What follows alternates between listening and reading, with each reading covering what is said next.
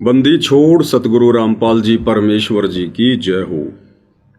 परमपिता परमात्मा सारी सृष्टि के रचनहार कुल मालिक असंख्य ब्रह्मांडों के स्वामी जगत गुरु तीनों लोकों में प्रवेश करके सबका धारण पोषण करने वाले राजाधिराज आत्माधार नाथों के नाथ देवों के देव महादेव सर्वेश्वर महेश्वर मृत्युंजय अजरो अमर आदि अनादि सनातनी प्रभु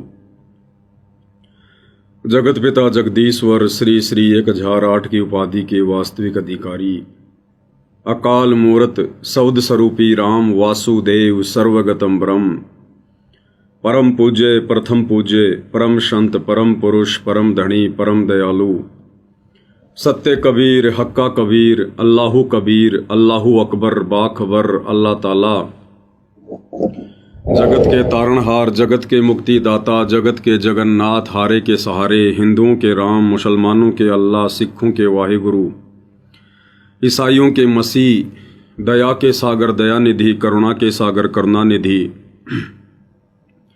स्वयंभू परिभू संकट मोचन कष्ट हरण मंगल करण दुख भंजन अविगत कबीर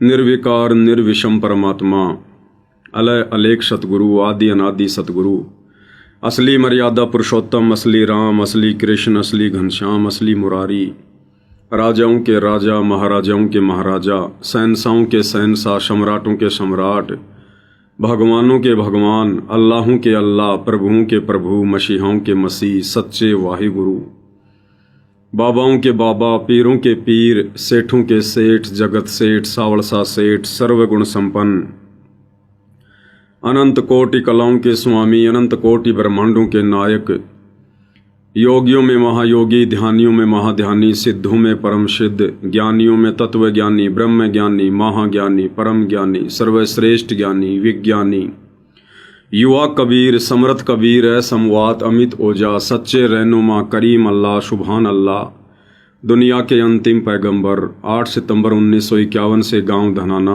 जिला सोनीपत हरियाणा भारतवर्ष की पावन भूमि पे प्रकट रियल कल की भगवान श्री नारायण साकार हरि श्री बाबा साहिब नूर अनंत परमात्मा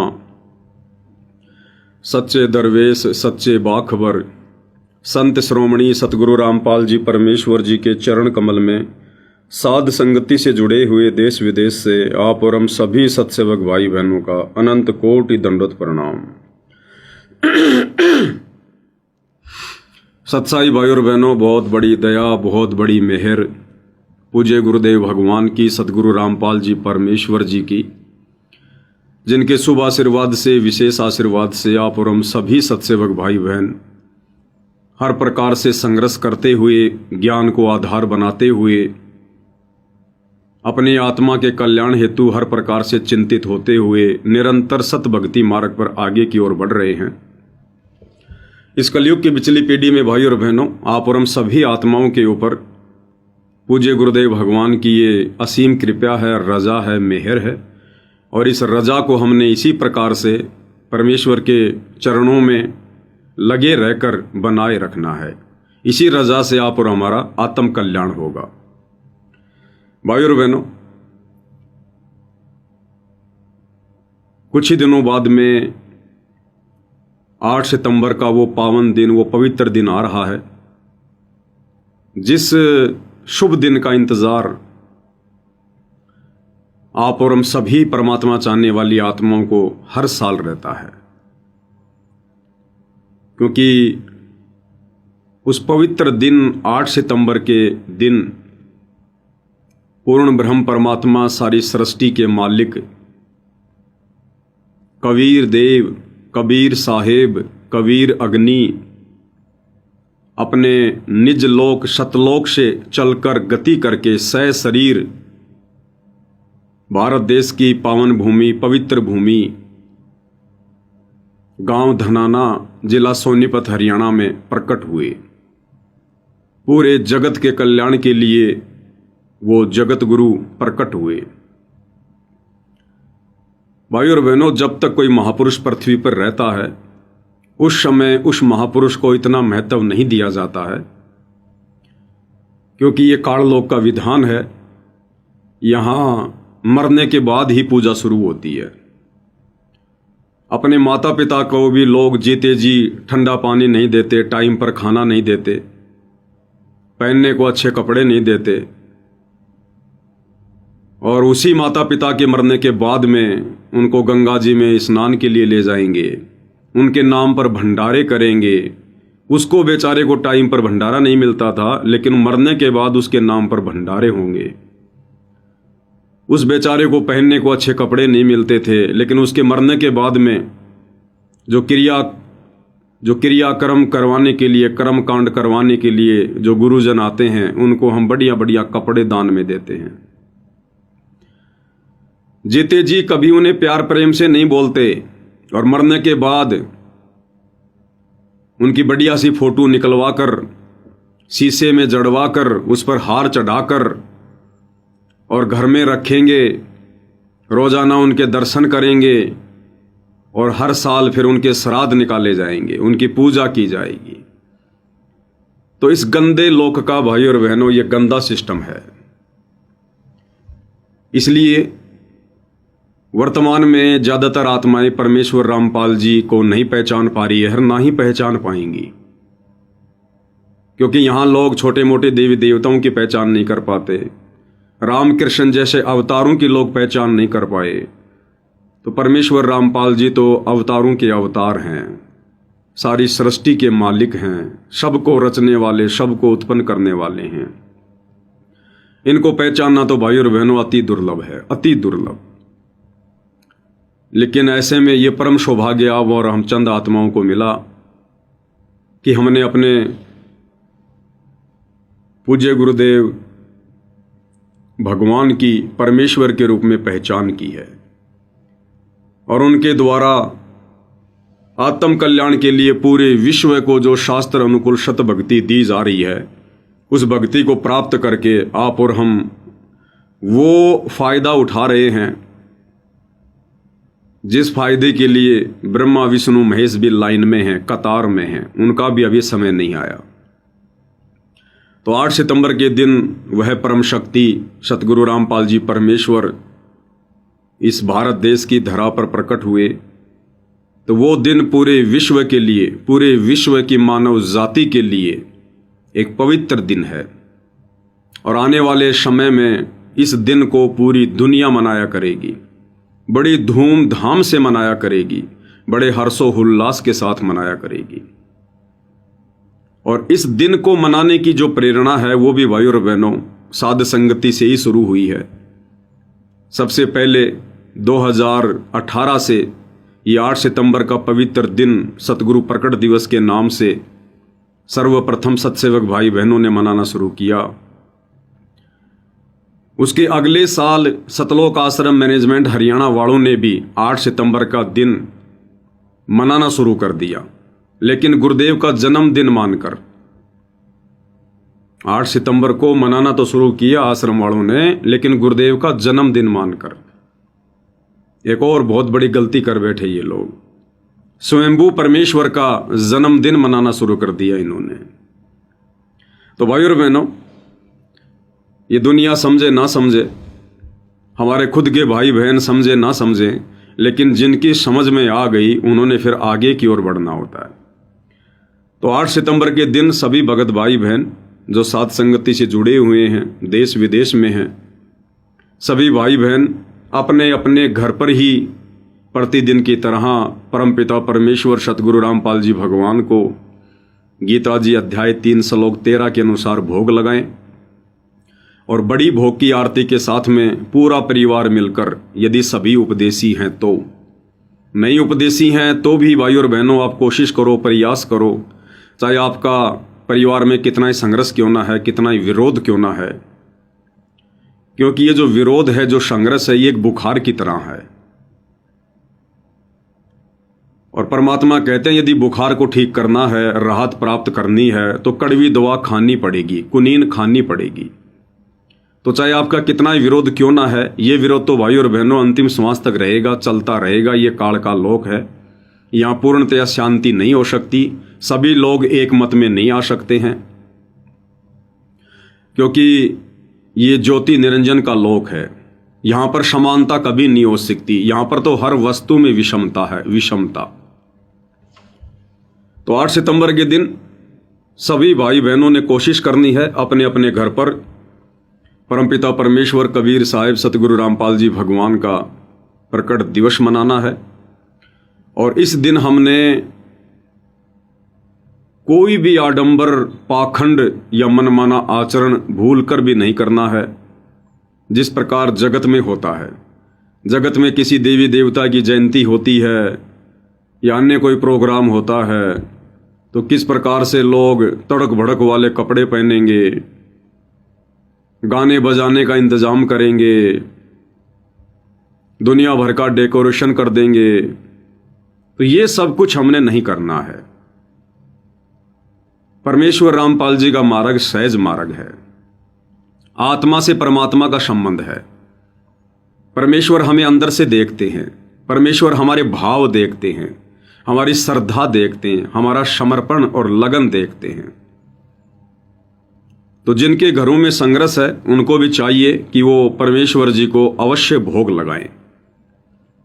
संघर्ष अपनी जगह है और भक्ति अपनी जगह है। हमने संघर्ष में ही भक्ति करनी है और जो आत्मा संघर्ष में भक्ति करेगी वही एक दिन सफल होगी। तो जैसा भी आपके घर में परमात्मा ने आपके संस्कारवश या वर्तमान में आप जैसी भी मर्यादा में रह के भक्ति कर रहे हैं, परमात्मा ने जैसी भी आपकी व्यवस्था की हुई है उस आधार से आप परमेश्वर को भोग लगाएं। जरूरी नहीं है कि आप जी 20 प्रकार की मिठाई बनाओ, 36 प्रकार के पकवान बनाओ। दोनों ही बातें हैं भाई और बहनों।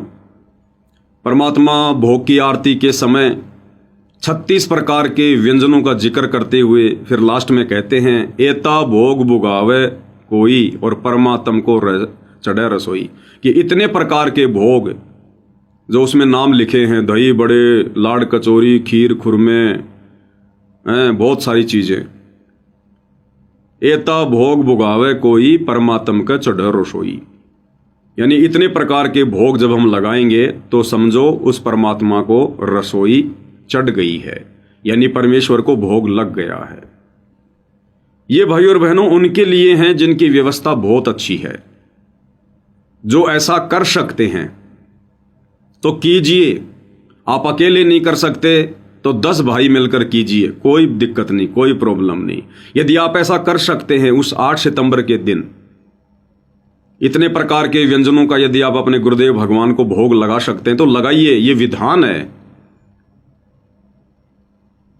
इससे परमात्मा प्रसन्न होंगे कि देखो मेरे बच्चों ने लाख संघर्ष के बावजूद, दुनिया के इतने ताने सहने के बावजूद और गुरु रूप में आए हुए अपने परमेश्वर को पहचान लिया है और ये जान लिया है कि भोग तो भगवान को लगता है, भोग देवताओं को नहीं लगता, भोग जो मर चुके हैं उन पूर्वजों को नहीं लगता, भोग इंसान को नहीं लगता। लेकिन इंसान रूप में जब परमेश्वर धरती पर प्रकट होते हैं और आत्माएं जब उनकी पहचान कर लेती हैं और जब उन्हें भोग लगता है तो परमेश्वर प्रसन्न होते हैं।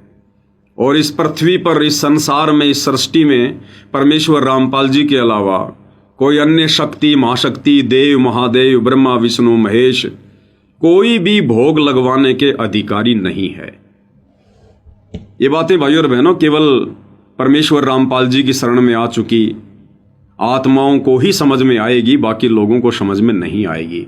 तो बाकी लोगों के कमेंट्स के ऊपर बिल्कुल भी ध्यान ना दें और ना ही आप उनका रिप्लाई करें, क्योंकि जो व्यक्ति परमेश्वर के सत्संग सुनकर नहीं समझ सकता वो हमारे कमेंट से कभी नहीं समझेगा। इससे हमारे समय से और समय बर्बाद होगा।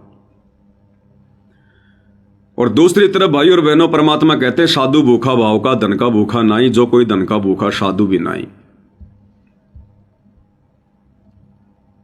जिन भाई बहनों की आर्थिक स्थिति अभी ठीक नहीं है और आर्थिक स्थिति ठीक होती है परमेश्वर की मर्यादा में रहकर भक्ति करने से, अपनी चूक चाकरी समाप्त करने से, अपने भाव परमात्मा में प्रकट करने से, फिर परमेश्वर धीरे धीरे उस आत्मा पर भी दया करते हैं। लेकिन अभी नहीं हो रही है, आप भक्ति पर भी लगे हैं, आप प्रयास भी कर रहे हैं, तो थोड़ा समय अवश्य लगेगा, लेकिन परमात्मा अन्य बच्चों की तरह आप जी के ऊपर भी दया बख्शेंगे। तो फिलहाल जिनकी ऐसी अच्छी आर्थिक स्थिति नहीं है, जो 8 सितंबर के दिन परमेश्वर को तरह तरह के व्यंजनों का भोग नहीं लगा सकते हैं, तो वो ये ना समझे कि भाई हम अगर परमेश्वर को प्रतिदिन जो रोटी सब्जी का भोग लगा रहे हैं, या एक आध कोई हमने मिठाई बना दी, कोई लड्डू वगैरह उसका भोग लगा रहे हैं, तो गुरुदेव भगवान इससे प्रसन्न नहीं होंगे। ऐसा कुछ नहीं है भाइयों और बहनों, बिल्कुल भी नहीं है। मन में भी नहीं लेकर आना, मन में भी। हम जब परमेश्वर को भोग लगाते हैं तो उसमें एक शब्द आता है, आज लग्या साहिब को भोग दीन के टुकड़े पानी का। उसमें प्रथम चौपाई में परमेश्वर क्या कहते हैं? व्यंजन 36 ये नहीं चावे, व्यंजन 36 ये नहीं चावे, जो मिल जावे रुचि रुचि पावे, जो मिल जावे रुचि रुचि पावे, भाव ले देख प्राणी का, कोई जगह पुरबला भाग सफल हुआ दिन जिंदगानी का। व्यंजन 36 ये ना चावे। इस परमपिता परमेश्वर सतगुरु रामपाल जी भगवान को 36 प्रकार के व्यंजनों की कोई आवश्यकता नहीं है। अरे ये तो दुनिया को देते हैं, ये तो दाता हैं, दाता एक राम भिखारी सारी दुनिया। आज ये दुनिया और ये देवी देवता जो 56 प्रकार के 36 प्रकार के 3600 प्रकार के व्यंजन खा रहे हैं, भोग रहे हैं, उनको कौन दे रहा है? यही कबीर परमेश्वर सतगुरु रामपाल जी, जो तीनों लोकों में प्रवेश करके सबका धारण पोषण करते हैं। ये देवता लोग जिस कामधेनु के पास जाकर जो भी व्यंजन मांगते हैं उपलब्ध हो जाता है। वो कामधेनु गाय देवताओं को किसने दे रखी है? इसी कबीर परमेश्वर सतगुरु रामपाल जी भगवान ने। तो ये परमेश्वर हमारे द्वारा बनाकर खिलाए गए 56 या 36 प्रकार के व्यंजनों के भूखे नहीं हैं, लेकिन ये तो भाव देखते हैं, भाव। ये भोग की प्रक्रिया परमेश्वर ने 2 प्रकार से शुरू करवाई, 2 कारणों से।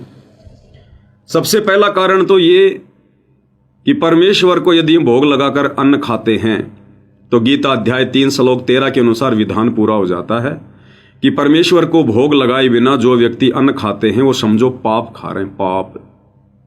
उनका भार नहीं उतरेगा कभी भी। अन्न को उपजाने में, अन्न को पैदा करने में अरबों खरबों जीवों की हत्या हो जाती है। वो पाप उन लोगों के ऊपर चढ़ता ही है जो लोग इस कबीर परमात्मा को ना पहचान कर, उन्हें भोग ना लगाकर जो खाना खा रहे हैं, उनके ऊपर वो पाप चढ़ेगा ही चढ़ेगा। और जिन आत्माओं को परमात्मा की पहचान हो गई, परमेश्वर की पहचान हो गई, जिनकी दिव्य दृष्टि खोल दी है, भगवान ने अपनी पहचान करवा दी है, वो यदि गुरु रूप में आए हुए कबीर परमेश्वर सतगुरु रामपाल जी को भोग लगाते हैं, उसके बाद अन्न ग्रहण करते हैं, तो वो पाप कर्म फिर हम भक्तों के नहीं लगते। वो प्रसाद बन जाता हमारे लिए, सारे अवगुण परमात्मा हर लेते हैं। तो पहला कारण तो ये। और दूसरा कारण भोग लगवाने का, जब गुरु रूप में परमात्मा धरती पर प्रकट होते हैं तो परमेश्वर ये चेक करते हैं कि यदि इन आत्माओं ने इनके जैसा दिखाई देने वाला एक साधारण सा मनुष्य रूप में आया हुआ वो परमात्मा, वो जगत गुरु, जगत पिता, यदि उसको पहचान लिया होगा, उनसे उपदेश लेकर, उनसे नाम लेकर, उनकी शरण में आकर, तो ये आत्माएं फिर अपने गुरु को परमात्मा मानकर भोग लगाएंगी। और जिन जिन आत्माओं ने ज्ञान को आधार बनाकर, गुरु को परमात्मा बनाकर, यदि गुरु रूप में आए हुए कबीर परमेश्वर जी को घर घर में भोग लगाना शुरू कर दिया, तो परमात्मा ये कन्फर्म कर देते हैं कि हाँ, इस आत्मा ने गुरु को ही परमात्मा मान लिया है। तो उस आत्मा की लगभग मोक्ष वाली टिकट पक्की हो जाती है। अकेला भोग लगाने से नहीं, भोग तो एक प्रक्रिया है। भोग लगा रहे हैं और बाकी नियम मर्यादा में रह नहीं रहे तो कोई टिकट पक्की नहीं होगी। तो ये 2 कारण है भाई और बहनों, जिस कारण से परमेश्वर ने भोग लगाने की प्रक्रिया शुरू करवाई। तो भले आपकी जैसी भी आर्थिक स्थिति है, यदि आप रोजाना या 8 सितंबर के दिन यदि आप गुरुदेव भगवान को चटनी और चपाती का भोग लगा रहे हैं और एक तरफ दूसरा भगत जो 56 प्रकार के 36 प्रकार के व्यंजनों का भोग लगा रहा है, परमेश्वर दोनों को समान रूप से आशीर्वाद देते हैं, दोनों को समान रूप से प्यार जो है वो प्रेम देते हैं। माता पिता अपने बच्चों में कोई भेदभाव नहीं करते किसी प्रकार का। सांसारिक माता पिता तो फिर भी कर दें हल्का फुल्का, लेकिन ये तो हमारे परम पिता हैं, आत्मा के पिता हैं, पति परमेश्वर हैं। इनके मन में तो रत्ती भर भी कोई अंतर अपने गरीब भगत में या अमीर भगत में बिल्कुल भी नहीं होता है भाई और बहनों। बस हमने अपनी श्रद्धा बनाए रखनी है, अपनी नीयत को हमने सही तरीके से रखना है, फिर परमेश्वर का आशीर्वाद सबके लिए समान रूप से है। और ना हम आत्माओं ने ऐसा सोचना है कि मैं तो परमेश्वर के लिए कुछ कर नहीं पाया, बिल्कुल नहीं सोचना। यदि हम उनके द्वारा बताई गई मर्यादाओं में रहकर भक्ति करके अपना जीवन सफलता की ओर ले जा रहे हैं, तो हमने उस परमात्मा के लिए भी सब कुछ कर दिया और अपने खुद के लिए भी सब कुछ कर दिया। ये भोग लगाना, आरती उतारना, चरण सेवा करना, सतगुरु की महिमा करना, ये तो भाई और बहनों भक्ति के एक्स्ट्रा पार्ट हैं। और अधिक भक्ति धन इकट्ठा करने के लिए, परमेश्वर को विश्वास दिलाने के लिए, उनके चरणों में जगह बनाने के लिए। बाकी मुक्ति हमारी मर्यादित भक्ति से होगी। तो 8 सितंबर के दिन विशेषकर भगत भाई बहनों ने कहीं भी कोई साथ संगति नहीं रखनी है। देखो, दास तो केवल विनती कर सकता है, प्रार्थना कर सकता है, जबरदस्ती किसी पे नहीं है। जिसने मनमाना आचरण करना होगा वो करेगा भाई, उसको हम ना रोक सकते ना कुछ कह सकते हैं। दास तो केवल विनती कर सकता है कि 8 सितंबर के दिन घर घर में परमेश्वर को भोग लगाओ, घर घर में चाहे 2 शब्द गाओ, परमात्मा की महिमा करो। हाँ, भोग लगने के बाद किसी भगत भाई के पास आना चाहते हो, जाना चाहते हो तो मिल लो, उसमें कोई दिक्कत नहीं है। और यदि कोई ऐसा भगत है जिसको बहुत ज्यादा मजबूरी है, वो घर पर भोग नहीं लगा सकता, तो ऐसा भगत संपर्क करके अपने आसपास के भगत भाई के पास में जा सकता है उसके घर पर परमात्मा को भोग लगाने के लिए, उसमें कोई दिक्कत नहीं है। बाकी बातें भाई और बहनों आप सब जानते हो, भोग जो है किसको देना है, किसको नहीं देना है, क्या करना है, क्या नहीं करना है, आप सब जानते हो अच्छे प्रकार से।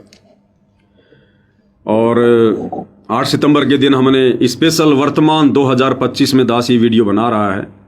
हमने किसी भी सतलोक आश्रम की तरफ रू भी नहीं करनी है, क्योंकि वहाँ पर 8 सितंबर के दिन जो अवतरण दिवस मनाया जा रहा है परमेश्वर रामपाल जी का, वो लोग केवल एक ढोंग करते हैं, एक पाखंड करते हैं, दिखावा कर रहे हैं।